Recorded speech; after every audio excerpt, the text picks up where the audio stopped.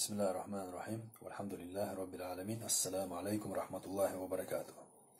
Мы уже долгий период времени имеем возможность лицезреть, видеть, наблюдать, как наши братья-чеченцы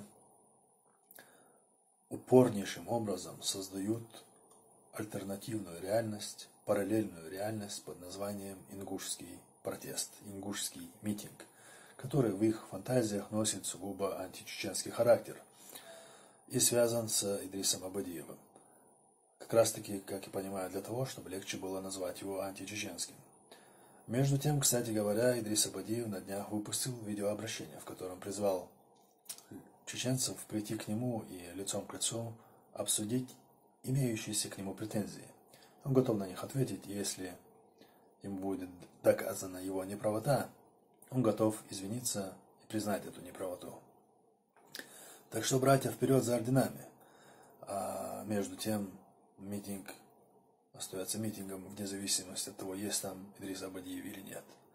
И он не зависит от его воззрений, желаний, слов и так далее. Зависит не в большей степени, чем от сотен, может быть, тысяч других людей. Аллаху алям. Почему я об этом сегодня заговорил? Потому что опять встретил публикацию, в которой опять наш протест назван античеченским. Если бы дело ограничилось только вот этим вот уже заезженным пунктом, то, возможно, я бы не обратил на него внимания, не заострил бы этого внимания на нем.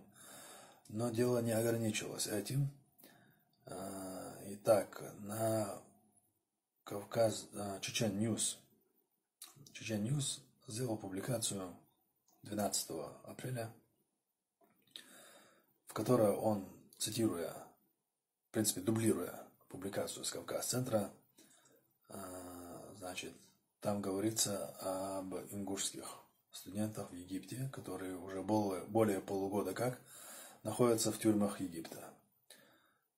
Упоминается там письмо, как будто бы ими написанное, как будто бы, потому что я совсем не уверен в его достоверности, как будто бы ими написано, в котором они призывают общественность, людей, правозащитников, даже Максима Шевченко, к тому, чтобы люди зашевелились и им помогли каким-то образом.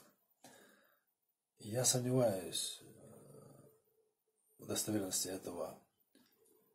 этой записки, как там сказано, потому что она записана на тетради, не записка, не на одном листе, а тетради.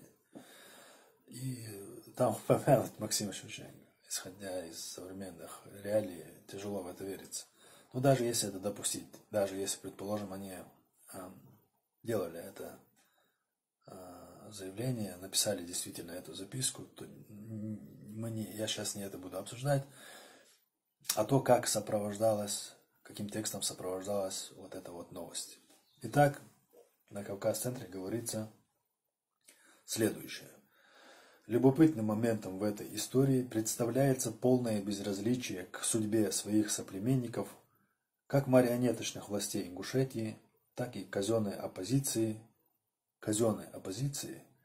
которая организовала настоящую вакханалию античеченской истерии в Ингушетии. И вот мы видим очередное вот это обвинение вакханалия античеченской истерии. Вот так вот. Такой вот пафос даже присутствует. Его обсуждать я уже не буду, потому что это уже заезженная пластинка. Вы все имеете на руках, при желании можете зайти в YouTube, посмотреть 4,5 часа прямого эфира с последнего митинга. Если вы там что-то найдете античеченского, пожалуйста, предъявляйте. Мы ждем. Опять же, вперед за орденами. Между тем, меня заинтересовало не только это, конечно же. Меня заинтересовало описание оппозиции как казенной. Вот что меня заинтересовало. Вот, казенная оппозиция. Чуть ли не проплачена. Боже, это говорит Кавказ-центр. Казенная оппозиция, которая сегодня практически вся сидит. Вы представляете себе такое? Вся оппозиция сидит. Ну, почти вся. Ахмед Барахоев, Барах, Муса. Еще ребята, имена которых я не знаю, помимо Багаудина Хаватиева. Ребята сидят, и им светят очень серьезные сроки. И при этом эти люди – казенная оппозиция. Это без стыда и совести называется. Итак, помимо этого сказано, что вот эта вот казенная оппозиция безразлична к судьбе своих соплеменников. Что на это можно сказать? Я хочу сказать, что я посмотрел, потратил время и обратился, конечно же, прежде всего к главному информационному ресурсу казенной оппозиции. И этот ресурс называется Fartango.org. И обнаружил, что и Кавказ-центр, и Fartango.org в один и тот же день впервые упомянули об этой проблеме. И этот день был 9 ноября 2018 года. После этого Кавказ-центр, в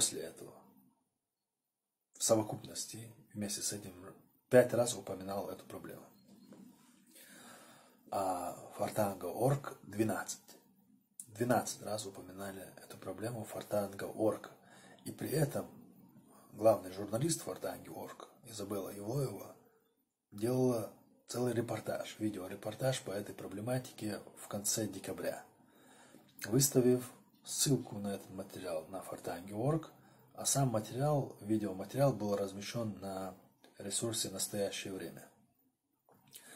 Ссылку на которую Изабелла опять же выставила и у себя в Фейсбуке. Людям некогда смотреть на все эти ресурсы, поэтому легче там лишь бы что-то сказать. Ладно. Сделали видеоматериал и 12 раз упоминали об этой проблеме, я подчеркну. И последний раз упомянули 6 апреля этого года, вот совсем недавно. Я хочу обратить внимание на эту дату. 6 апреля – это дата, когда уже у большинства казенной оппозиции были проблемы. Большинство лидеров этой казенной оппозиции были в тюрьмах. И часть из нее получила серьезные штрафы. От 20 тысяч до 150. И также хочу сказать, что официально Совет тейпов 5 января 2019 года официально делал запрос в Министерство иностранных дел России по поводу этой проблемы. Но людям некогда на это обращать внимание, легче просто обвинить. В одном предложении люди умудрились трижды солгать.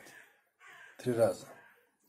Люди солгали в том, что оппозиция казенная, люди солгали в том, что они не интересуются проблемами этих ребят, и они солгали в том, что все протестное движение имеет античеченскую направленность. И с ними делать нечего. Но я обращаюсь к тем, до кого дойдет мои слова, чеченцам, которые меня прослушают. Будьте богобоязненны, бойтесь Аллаха, не распространяйте вот такого рода чушь всякую и препятствуйте этой лжи. Это зачтется вам и, может быть, кого-то спасет от дальнейшего греха. На этом завершаю. Ассаламу алейкум ва рахматуллахи ва баракатуху. Вальхамдулиллахи раббил аламин.